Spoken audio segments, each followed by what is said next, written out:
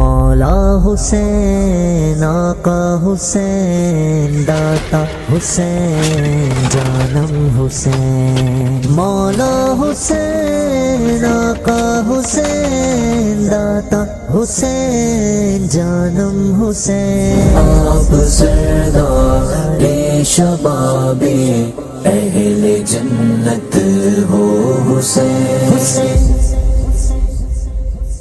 حضرت امام حسین رضی اللہ تعالی عنہ کا ذکر آتے ہی دل و دماغ میں جذبات کا ایک سمندر امڑ آتا ہے۔ آپ جنت کے نوجوانوں کے سردار ہیں اور سرکار مدینہ صلی اللہ تعالی علیہ وآلہ وسلم کے گلشن کا وہ پھول ہیں جس کی خوشبو آج بھی صدیوں بعد محسوس کی جا سکتی ہے۔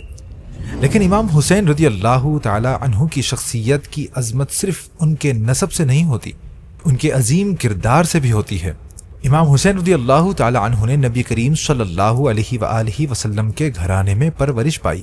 بچپن ہی سے آپ نے انصاف، رحمت، شجاعت اور تقوی کی تعلیم حاصل کی۔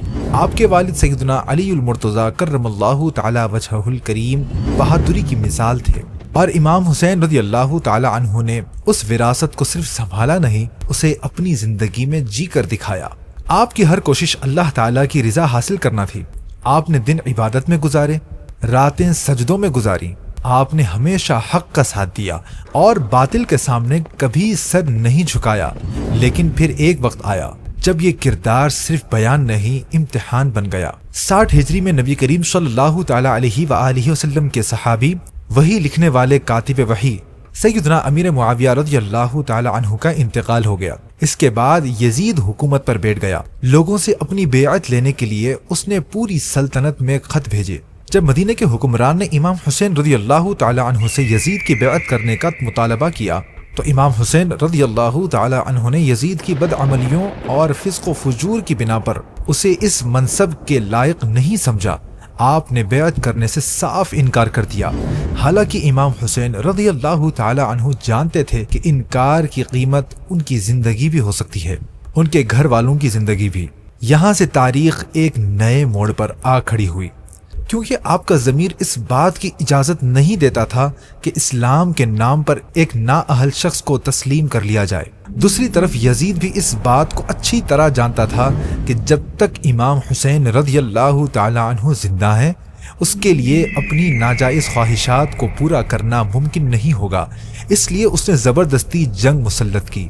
اگر امام حسین رضی اللہ تعالی عنہ بیعت کر لیتے تو شاید ان کی جان بچ جاتی، لیکن دین کی روح زخمی ہو جاتی۔ اس لیے آپ نے اپنی جان سے زیادہ اسلام کی بقا کو اہمیت دی۔ امام حسین رضی اللہ تعالی عنہ کا ضمیر اور تقوی اس بات کو بھی گوارا نہیں کرتا تھا کہ مسلمانوں کی تباہی، اسلامی احکام کی خلاف ورزی اور اسلام کو نقصان پہنچتے ہوئے دیکھ کر خاموش رہیں۔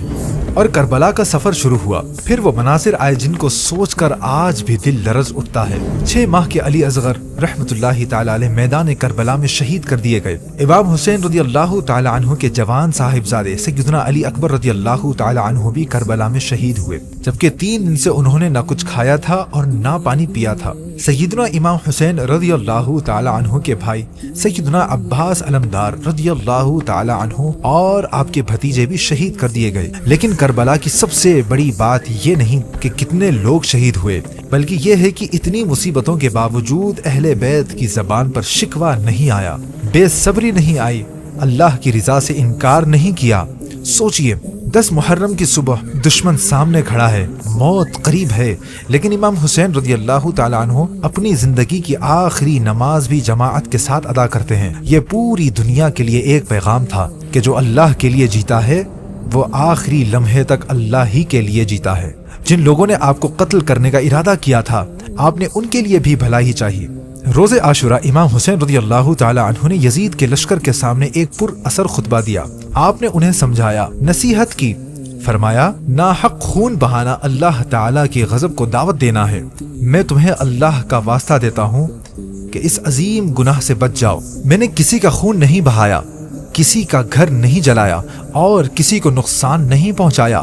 اگر تم مجھے اپنے شہر میں نہیں دیکھنا چاہتے تو مجھے واپس لوٹ جانے دو، مجھے تم سے کچھ نہیں چاہیے، تم میری جان کیوں لینا چاہتے ہو اور قیامت کے دن میرے خون کا جواب کیسے دو گے؟ لیکن بد نصیب لوگوں پر ان نصیحتوں کا کوئی اثر نہ ہوا، وہ اپنی آخرت برباد کرتے رہے اور آخر کار سیدتنا فاطمہ الزہرا رضی اللہ تعالی عنہا کے پیارے بیٹے کو شہید کر دیا، اور کربلا کا واقعہ تاریخ میں ہمیشہ کے لیے درج ہو گیا۔ کربلا کے جانثاروں کو سلام،